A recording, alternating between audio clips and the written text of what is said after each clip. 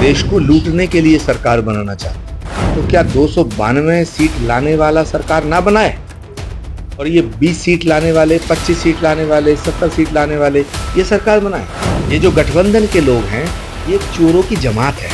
और कौन है जो इस देश को एक सशक्त नेतृत्व प्रदान कर सकता है। आगामी लोकसभा 2024 के चुनाव का रिजल्ट आ चुका है। वो एनडीए गठबंधन को 292 और इंडिया गठबंधन को 234 सीटें मिले, अन्य के खाते में 17 सीटें गई हैं। किस प्रकार से देखते हैं कि एनडीए गठबंधन जो है सरकार किस तरीके से बनाएगा और क्या रणनीति रहेगी?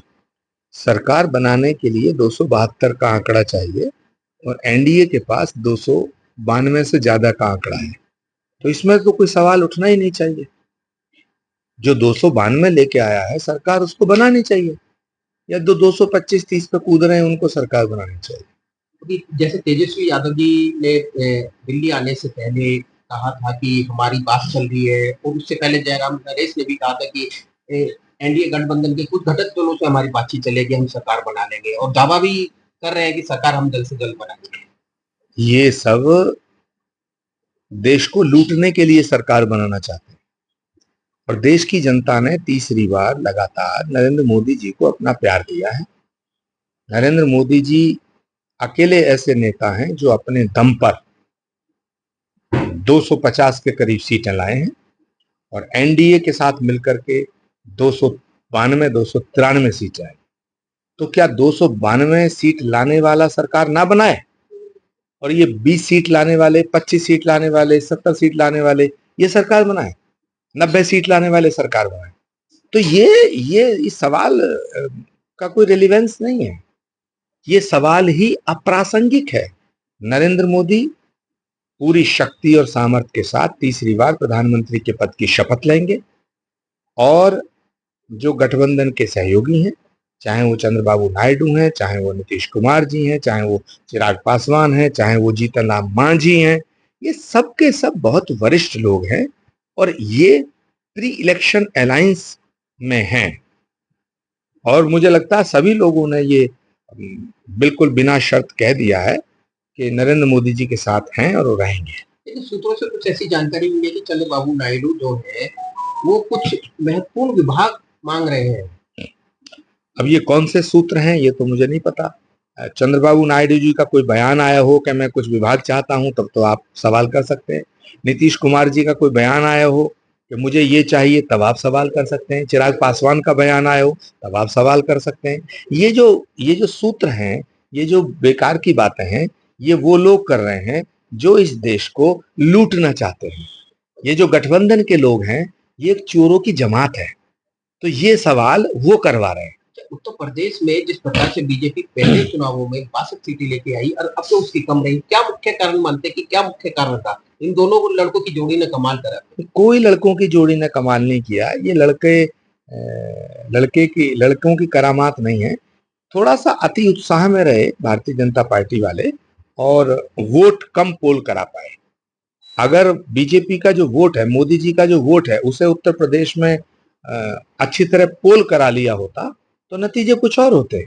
लेकिन फिर भी जनता का जो आदेश है वो तो जनादेश है, उसको हम स्वीकार करते हैं। सभी अयोध्या के बारे में मतलब एक ट्वीट भी मैंने पढ़ा था कि अयोध्या के अंदर केके भी थी, मंत्रा भी थी, एक धोबी भी था। इसके बारे में थोड़ा सा नहीं, सवाल इस बात का है कि अयोध्या वासियों को ये समझना चाहिए था कि भाई इतना लंबा संघर्ष, इतनी लंबी लड़ाई के बाद सनातन धर्म के मानने वालों को ये गौरव हासिल हुआ है कि अयोध्या में भगवान राम का भव्य मंदिर बना है। तो वहां से बीजेपी का हारना बड़ा आश्चर्यजनक था। लेकिन फिर मैंने सोचा कि जब भगवान राम थे तब भी वहां मंथरा भी थी, केकई भी थी और सीता मैया को वनवास दिलाने वाला वो व्यक्ति भी था।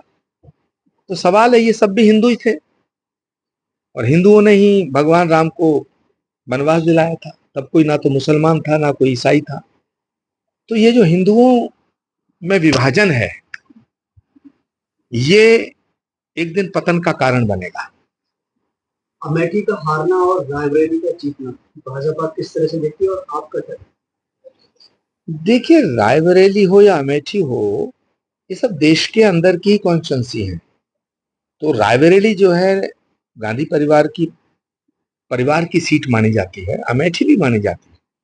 अमेठी के अंदर पिछली बार जब बीजेपी जीती थी और राहुल गांधी हारे थे, तब एक बड़ा सवाल उठा था कि राहुल गांधी जी से इतना अमेठी दूर क्यों हो गई। तो मुझे लगता है कि वो जो दूरी थी वो बीच में वो दूरी दूर हो गई, तो अमेठी में दोबारा कांग्रेस जीत गई। यानी अब जल्द से जल्द प्रधानमंत्री जी शपथ लेने गए। नरेंद्र मोदी जी के अलावा और कौन शपथ लेगा?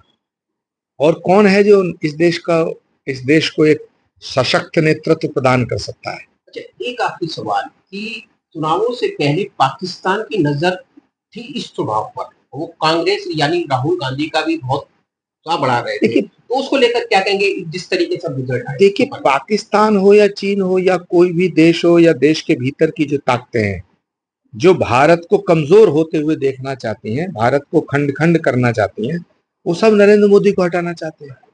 जो भारत को मजबूत होते हुए देखना चाहते हैं, जो भारत को सशक्त देखना चाहते हैं, जो भारत को विश्व गुरु बनते हुए देखना चाहते हैं, वो नरेंद्र मोदी के साथ हैं।